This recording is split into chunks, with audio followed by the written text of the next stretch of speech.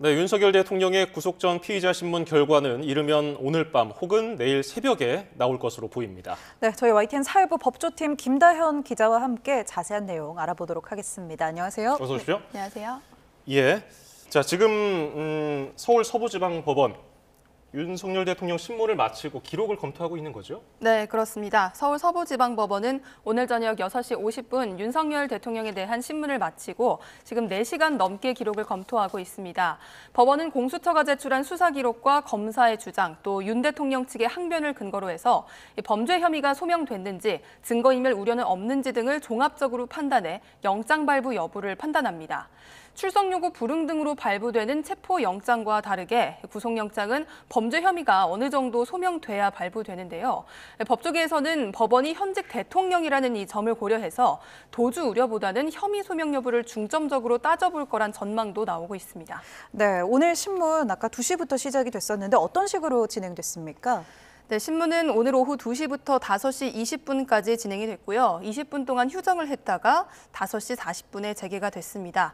이후 신문은 1시간 10분가량 더 진행이 돼서 오늘 저녁 6시 50분에 종료가 됐는데요. 공수처 소속의 검사들과 윤석열 대통령 측 김홍일 변호사 등은 시각 자료를 활용해서 내란 혐의 성립 여부 등을 다툰 것으로 전해졌습니다.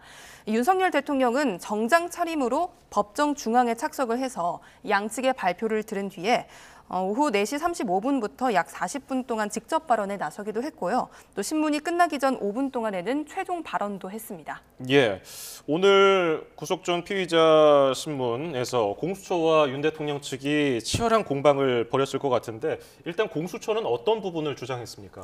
네, 공수처에서는 일단 주임 검사로 윤 대통령 체포 영장을 집행을 했던 차정현 부장검사를 포함해서 모두 검사 6명이 법정에 출석했습니다. 예. 이 구속영장 청구서 150여 쪽에 달하는 걸로 알려졌는데요. 일단 공수처는 범죄의 중대성과 2차 계엄 논의 등 재범 우려가 있고 윤 대통령이 텔레그램을 삭제하는 등 추가로 증거를 없앨 가능성이 있다는 걸 강조한 걸로 전해졌습니다.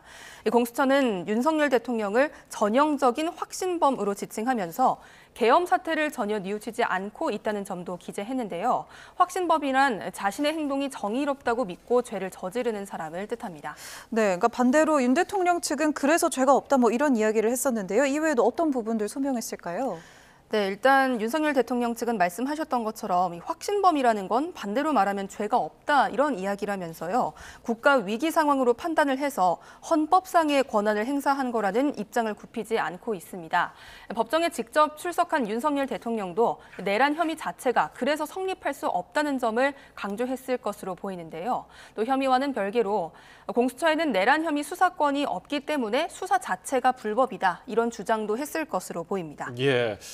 윤석열 대통령 측 신문 마치고서 어떤 입장을 밝혔습니까? 네, 나오면서 취재진을 만났습니다.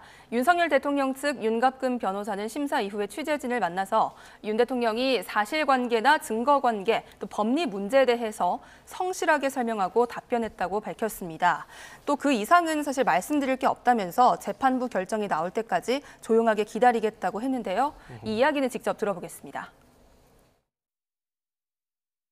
증거관계, 법리 문제에 대해서 성실하게 설명하고 답변을 하셨습니다. 네, 결과 어떻게 예상하세요?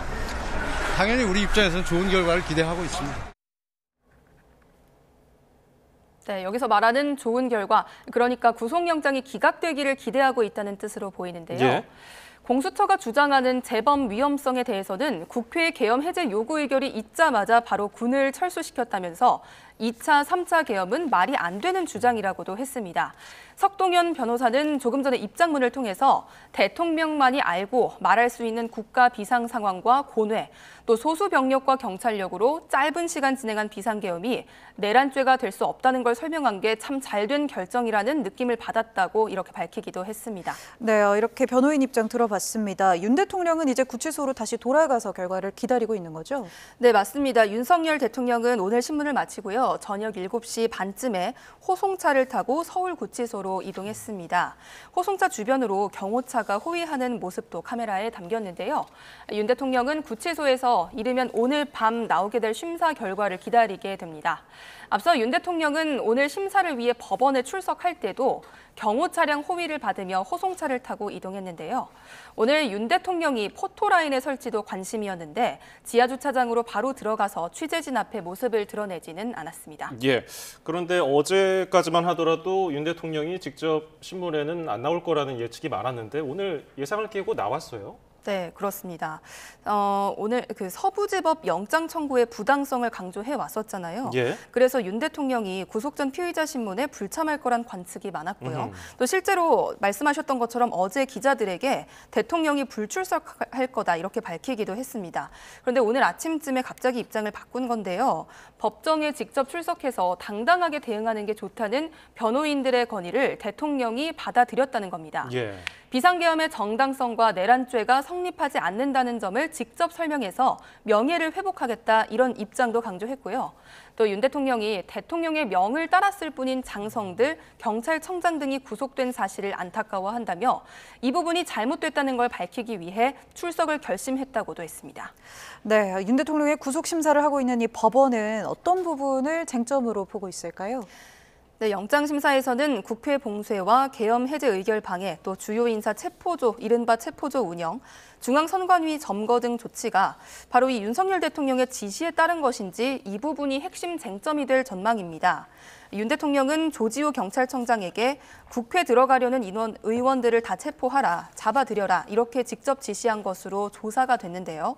이진우 수방사령관에게는 총을 쏴서라도 문을 부수고 들어가서 끌어내라 이렇게 지시하고 곽정근 육군특전사령관에게는 의결 정족수가 다 안 채워진 것 같으니 국회 안으로 들어가라 이렇게 지시한 것으로 현재까지 조사되기도 했습니다. 예. 그러나 윤석열 대통령 측은 체포의 채자도 꺼낸 적이 없고 끌어내라는 지시도 한 적이 없다면서 혐의를 부인하는 입장이죠. 재판부는 이 조사 내용과 윤석열 대통령의 소명을 종합적으로 검토해서 혐의가 소명됐는지 여부를 먼저 따져보고 이어서 구속 필요성까지 판단할 것으로 보입니다. 예. 지금 이 시점에서 많은 분들이 기다리고 있는 거는 이제 영장 심사 결과입니다. 언제쯤 나올 것으로 전망이 됩니까? 네, 일단 대법원 예규를 보면요. 구속영장 발부 여부의 결정은 피의자 신문을 종료한 이후부터 지체 없이 해야 합니다. 그래서 결과가 오늘 늦은 밤이나 내일 새벽에 나올 걸로 보이는데요. 예. 오전 10시 시작한 심사 결과가 이튿날 새벽에 나오는 경우도 많습니다. 그래서 오늘 같은 경우에는 오후에 심사를 시작했기 때문에 오늘은 어쩌면 영장 발부 여부를 알 수 있는 시간이 좀 더 늦어질 가능성도 있고요. 또 현직 대통령이기 때문에 통상적인 시간보다 더 오래 걸릴 수도 있습니다. 네. 실제로 윤석열 대통령에 대한 첫 번째 체포 영장 심사의 경우에는 무려 33시간 만에 결과가 나오기도 했습니다. 예. 네, 그렇다면 다른 대통령의 경우에는 어땠는지도 좀 궁금한데요. 전직 대통령 신분으로 이제 구속 심사를 받았던 박근혜 그리고 이명박 전 대통령 둘 다 심사에 어느 정도 시간이 그 당시에 소요됐죠? 네, 박근혜 전 대통령은 국정농단 사태와 관련해서 뇌물수수 혐의로 구속영장이 청구가 됐었죠. 지난 2017년 3월입니다. 오전 10시 반부터 8시간 40분 동안 구속 전 피의자 신문을 받았습니다. 네. 오늘 걸린 시간과 비교하면 비교적 길죠. 예. 이 결과는 이튿날 새벽 3시쯤 나왔고요. 또 뇌물 혐의 등으로 구속영장이 청구됐던 이명박 전 대통령의 경우에는 2018년 3월 이 구속 전 피의자 신문에 출석하지 않겠다고 밝혔습니다. 그래서 따로 출석 없이 신문 절차가 이루어졌습니다. 네. 참고로 말씀드리자면 구속영장 실질심사 제도가 1997년 도입이 됐는데 이게 도입이 된 이후에 가장 신문 시간이 길었던 것은 지난 2022년 서해 공무원 피격 사건과 관련해서 서훈 전 국가안보실장의 사례입니다. 당시에는 10시간이 넘는 시간이 걸렸고요. 또 비교적 최근에 있었던 사건인데 2023년 9월 백현동 개발 특혜 혐의 등으로 구속영장이 청구된 이재명 민주당 대표의 경우에는 9시간 넘게 심사가 진행됐습니다. 예. 오늘 구속 심사를 두고서 공수처의 수사 역량이 시험대에 올랐다는 평가가 나오는데 구속영장이 발부된다면 공수처 수사는 어떻게 전개될까요? 만약 오늘 영장이 발부된다면 공수처는 일각에서 제기되고 있는 수사력 논란과 우려를 잠재우고 수사의 속도를 낼 수 있을 전망입니다. 예. 검찰과 공수처는 계엄 사태 피의자들의 구속 기한을 최장 20일로 하기로 결론을 내렸습니다. 또 공수처와 검찰은 이 20일의 절반인 10일씩 윤 대통령을 수사하기로 잠정 협의했는데요. 이에 따라 공수처는 윤 대통령이 체포된 지난 15일을 기준으로 했을 때 열흘 안에 윤 대통령을 조사한 뒤 사건을 검찰에 넘길 것으로 보입니다. 검찰은 그러면 사건을 넘겨받으면 보완 수사를 거쳐서 법원에 기소하는데요. 예. 다만 윤 대통령 측이 향후 구속적부심을 청구할 경우 이 기소 시점이 다소 늦춰질 가능성도 있겠습니다. 네, 구속 적부심 청구 가능성도 있군요. 만약 구속이 된다면 윤 대통령은 말 그대로 이제 구속 피의자 신분이 되는 거죠? 네, 맞습니다. 만약 윤 대통령이 구속 피의자가 된다면 구인 피의자 대기실, 지금 있는 구인 피의자 대기실이 아니라 일반 수감자들이 수용이 되는 일반 거실로 이동하게 네. 되는데요. 많은 부분이 달라집니다. 복장도 사복이 아닌 수의를 입게 되고 아하. 다른 재소자들처럼 구치소의 규정을 따라야 합니다. 다만 윤석열 대통령이 현직 대통령 신분인 만큼 수용자 여러 명이 생활을 하는 곳이 아닌 독방에 수용될 전망인데요. 앞서 박근혜 전 대통령도 서울구치소에 3평 남짓한 작은 독방에 수용이 됐었고요. 또 이명박 전 대통령도 서울 동부구치소에 있는 비슷한 크기의 독방에서 생활한 바가 있습니다. 그렇군요. 하지만 반대로 구속영장이 기각되면은 공수처 수사에 급제동이 걸릴 것으로 보이죠? 네, 그렇습니다. 그러니까 공수처는 어렵게 2차 체포영장 집행에 성공을 했는데 오늘 혹은 내일 구속영장이 기각되면 곧바로 윤석열 대통령을 석방해야 합니다. 예. 윤 대통령은 곧바로 석방이 돼서 관저로 돌아가게 될 텐데요. 불구속 상태로 수사는 이어지겠지만 대통령에 대한 조사는 사실상 어려워지고 수사 동력이 떨어질 수밖에 없습니다. 또 체포영장이나 구속영장을 다시 한번 청구하는 이런 방법도 있겠지만 일단 무리한 수사 역량 부족 논란에 휩싸일 가능성이 있습니다. 공수처는 지난 2021년 출범 이후 발부받은 구속영장을 봤을 때 선관위 직원 체포조 운영 의혹을 받는 문상호 정보사령관 사례가 유일한데요.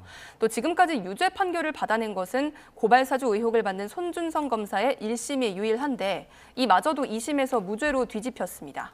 네, 공수처도 좀 명운이 걸린 셈이네요. 향후 수사에 중대한 영향을 미칠 수밖에 없다 보니까 법원 판단에 많은 관심이 쏠리고 있습니다.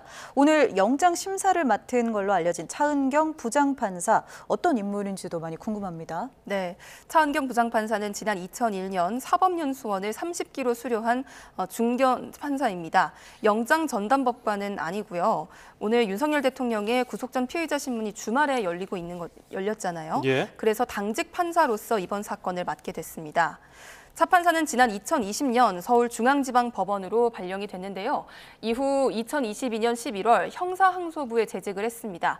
당시 대장동 관련 비리 의혹으로 구속된 정진상 씨의 구속 적부심을 기각하는 데 참여를 했습니다. 체포 적부심을 기각한 서울중앙지법 사례까지 포함을 하게 되면 차은경 부장판사는 대통령의 신병에 관해서 판단하는 4번째 판사입니다. 네. 예, 저희가 조금 전에 속보로도 전해드렸습니다만은 오늘 법원 인근에서 지지자들 집회가 아주 격화하기도 하고 조금 전에는 경찰이 일부를 현행범으로 체포하기도 했는데 다소 위험한 상황도 있었던 것 같군요. 예, 위험한 상황이 있었습니다. 예. 구속 심사가 진행되는 동안 윤석열 대통령의 지지자들은 이 법원을 빙 둘러싼 채 구호를 외치면서 집회를 이어갔습니다. 예. 도로를 무단 점거하기도 하고요. 법원 앞에 있는 도로의 차량 통행도 중단되기도 했습니다. 오전 같은 경우에는 지지자들이 아예 법원 출입구를 봉쇄하고 들어 누워서 버티다가 강제 해산되기도 했는데요. 경찰은 차벽을 설치하고 기동대 4천여 명을 투입했습니다. 그렇지만 역부족인 모습을 보이기도 했습니다. 지지자들은 법원 건물을 둘러쌌고요. 흥분한 일부는 담을 넘어서 진입을 시도하다가 현행범으로 잇따라 체포됐습니다. 영장 심사를 마친 윤석열 대통령이 법원을 떠날 때 이 일부 지지자들이 차량 행렬을 쫓아서 도로에 뛰어드는 위험한 모습까지 연출이 됐는데요. 이런 가운데 오늘 서울 광화문에서는 반대로 윤석열 대통령 구속을 촉구하는 집회가 열렸습니다. 네, 거기다 신문을 마치고 아까 복귀하는 공수처 차량을 윤 대통령 지지자들이 막아서면서 또 10여 명이 넘는 인원들이 체포되기도 했죠.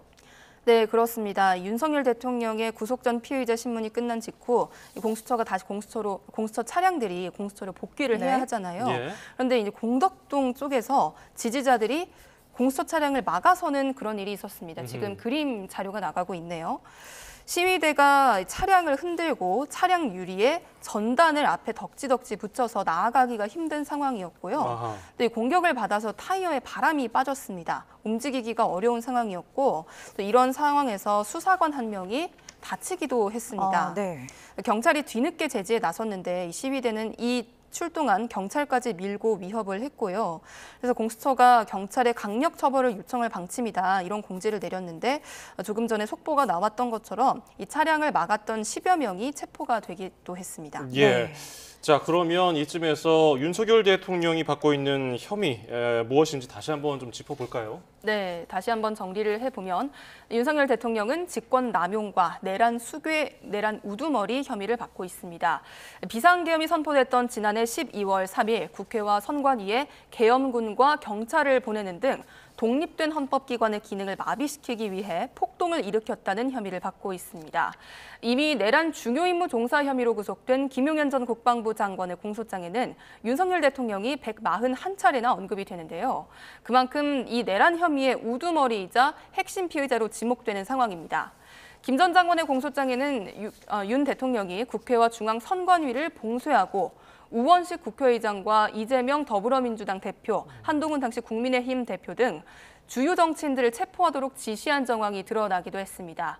윤석열 대통령이 조금 전에 설명드렸던 대로 총을 쏴서라도 들어가서 국회의원들을 끌어내라고 지시를 했다거나 계엄을 2번, 3번 선포하면 된다고 말했다는 증언이 쏟아지기도 했습니다. 예.